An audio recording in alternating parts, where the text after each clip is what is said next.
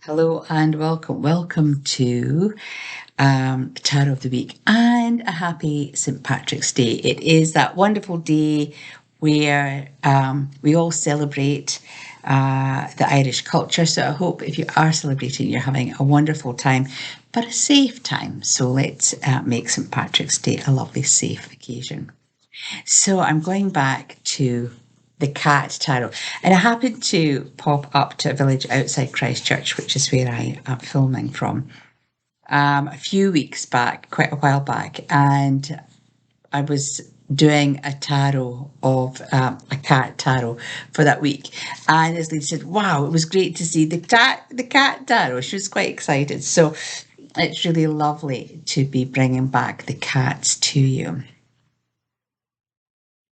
So we have the High Priestess. This is the number 2 in the Arcana.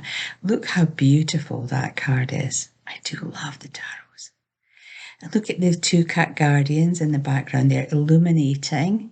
The eyes are very luminous. And then she has this amazing collar, wonderful headdress, and this really luminous, voluminous cloak around her. It's just quite wonderful. So the High Priestess, sort of following on from where we were feeling trapped by the Eight of Swords in last week's card, and here we are, the High Priestess, someone who is using their knowledge and wisdom to make a difference in their lives. The 2 guardians in the background, these large cats in the background, that is seen as our guides, our wisdom. And it's really interesting because her staff illuminates the throat center on this particular cat. You might just see a slight outline here of the illumination from her staff. I'll hold it slightly closer. And when we are connected to our guides, when we're talking to our guides, we can sometimes get some really amazing guidance in terms of inspiration, intuition, spiritual awareness, feeling supported. And that's what these cats are really helping this guardian, this high priestess, with.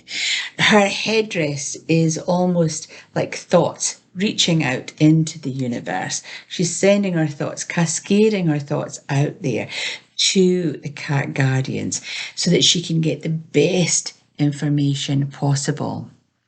And her throat, her higher heart, her physical heart are all shielded. So it's about you coming back to self. Sometimes we can actually even appear a little bit withdrawn or a little bit detached. But we need to have that time, and we need to give ourselves permission to have that time, because it's really important in those times of stillness that we listen and we get that clarity that then helps us make the right decisions. The priestess is in charge. She is in charge. She is lighting the way with this torch that she is holding, this little wand, staff, torch, whatever you want to call it. And she's lighting the way ahead of her. So she's got this guiding light, which are the 2 cats in the background, and she's using that wisdom to get her to where she needs to be. The colours in our cloak are really important. The gold energy is linking to the spiritual rays. Golden ray of light is the most powerful ray available to us in terms of colour. We've got lots of purples and blues and yellows. We've got our third eye, our throat, and the yellow is illumination. So she's really taking on board, when we look at her cloak, all those aspects of what she needs to be saying, what she's going to be saying, and how she's going to be saying it. And I think when we stand in our full power, remember last week was the Eight of Swords, we had to cut ourselves free, we had to stand on our own 2 feet. We had to find the courage even to remove ourselves from situations which are unhealthy.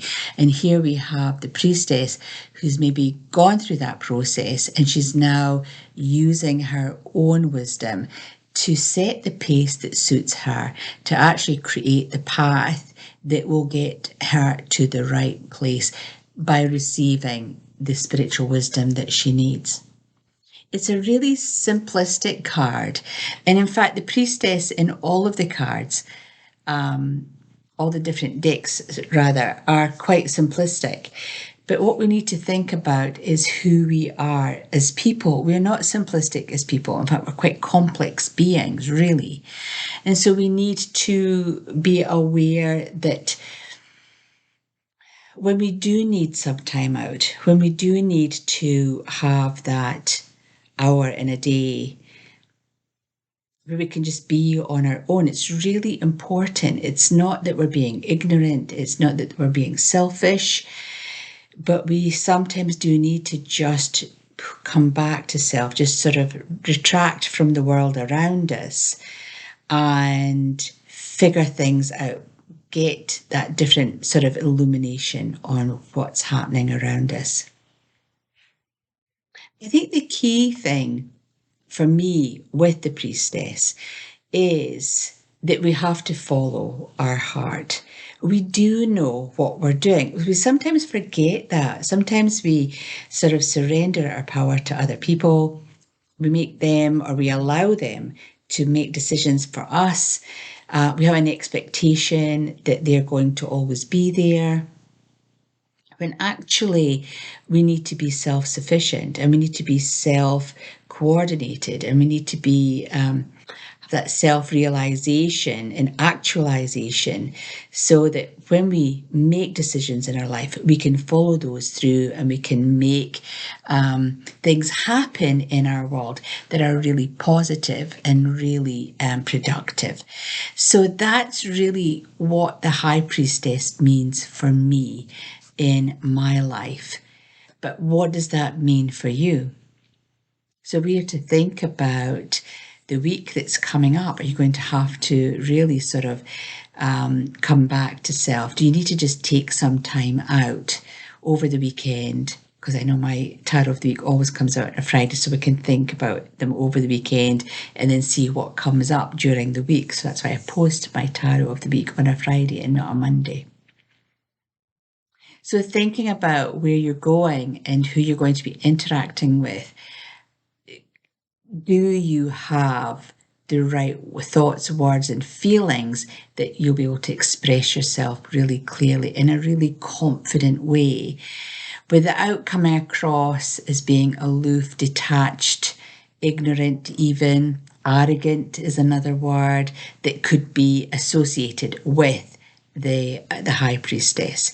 So it's about finding those right words and making sure that the message that you want to get over comes across in that really confident, calm way. Beautiful card.